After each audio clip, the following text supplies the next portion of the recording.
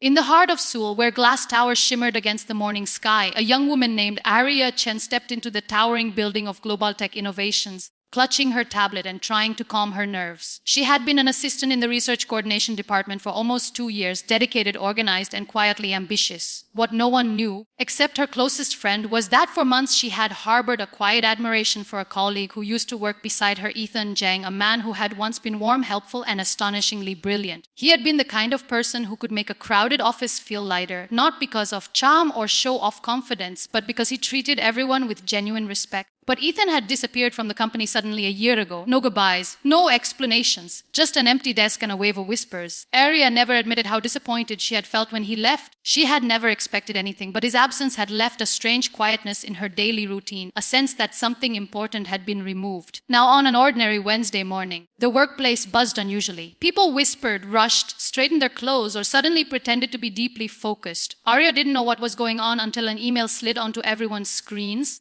New CEO announcement, mandatory staff gathering at 9:30 a.m. She tucked a stray strand of hair behind her ear, trying to finish a report before heading downstairs. Everyone else was excited, some nervous, but she felt neutral. CEOs were distant figures who rarely touched the surface of ordinary employees' lives. Only when she joined the growing crowd in the company's main auditorium did she sense something different. The air was charged like anticipation before a storm. The lights dimmed, the large screens flickered, and the board members stepped forward. And then a tall man walked onto the stage. Arya's breath caught without warning, because the new CEO was Ethan, but not the Ethan she remembered from the office floor, the soft-spoken engineer who used to eat instant noodles at his desk, who scribbled ideas in the margins of old notebooks, who shared research jokes nobody else understood. This Ethan wore a tailored, deep navy suit, the kind that didn't just fit, it spoke of silent authority. His posture was refined, his expression composed, and his eyes carried a depth that came only from choices, responsibilities, and storms she knew nothing about. People applauded politely, but Arya couldn't move. She felt as if the universe had lifted an old memory and placed it in front of her, but reshaped unfamiliar, yet unmistakably him. Ethan began speaking, his voice steady and confident, outlining new visions for global tech innovations, expansions, and restructures. It wasn't until the room emptied that Arya realized Ethan hadn't glanced at her even once. That made sense, she told herself. He must have forgotten her. CEOs didn't remember assistants from old departments. But that belief shattered the moment he appeared at her office doorway hours later. He didn't knock. He just stood there for a second.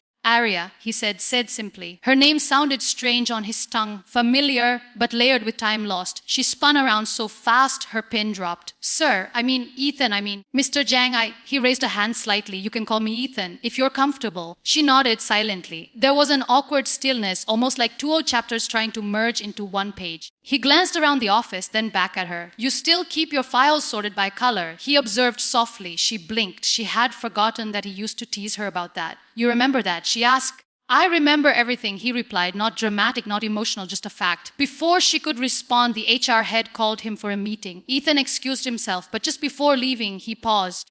We'll talk again. Arya wasn't sure if it was a promise or a polite statement, but it echoed in her mind all day. The following week, things only grew stranger. Ethan seemed to be everywhere, walking past her department, joining meetings that didn't normally require the CEO, asking subtle questions about projects she was assigned to. He wasn't intrusive, yet she felt watched. In a way that wasn't threatening, but certainly intense. Whenever their eyes met, she felt a weight of unspoken meanings, as if he wanted to say something but kept holding back. One evening, after most employees had, Arya stayed behind to finish a deadline. She didn't expect anyone else on the executive floor, let alone Ethan. But he walked in quietly. You're still working? He asked, taking a seat across from her without invitation. It's just a final summary, she replied. I'll be done soon. He didn't respond at first. Instead, he observed her, the same way he used to when he tried to understand her suggestions during team discussions. But there was something different now, something more direct. Not romantic, not emotional, just deeply attentive. Arya, he finally said, leaning forward slightly. There's something I should have told you a long time ago. She looked up. His expression was calm, but his eyes revealed conflict.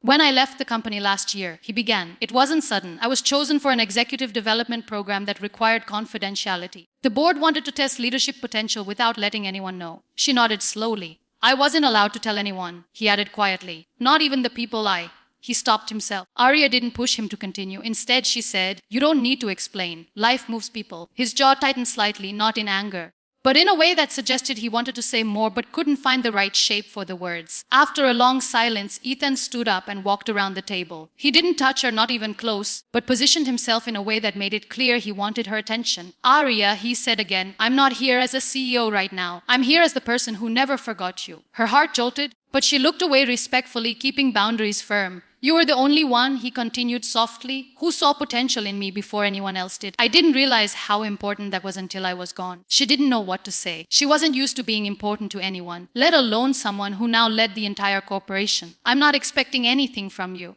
Ethan clarified. "I just need you to know that your encouragement changed the direction of my life." Arya breathed out slowly. The weight of his sincerity rested between them. Not romantic, not dramatic, simply human. "Thank you for telling me," she said. "Really?" Ethan nodded once, then, very cautiously, he stepped back to give her space again, making sure she felt safe, respected, and not overwhelmed. After that night, Ethan's behavior changed subtly. He didn't hover, didn't appear unexpectedly, didn't make her nervous. Instead, he offered guidance when needed, supported her projects quietly, and treated her with a level of professional respect that made others admire her abilities more. Arya also changed. She became more confident, aware that someone believed in her potential. Not because of feelings, not because of attention, but because of the power of encouragement and acknowledgement. Weeks later, when Arya was promoted to lead a new development unit, Ethan congratulated her with a simple nod, a gesture that held meaning only they understands. No physical closeness, no intense emotions, just two adults connected by a shared past and mutual respect, moving forward in life with a quiet, steady bond shaped by trust, memory, and understanding. Their story continued unrushed, unforced, entirely their own.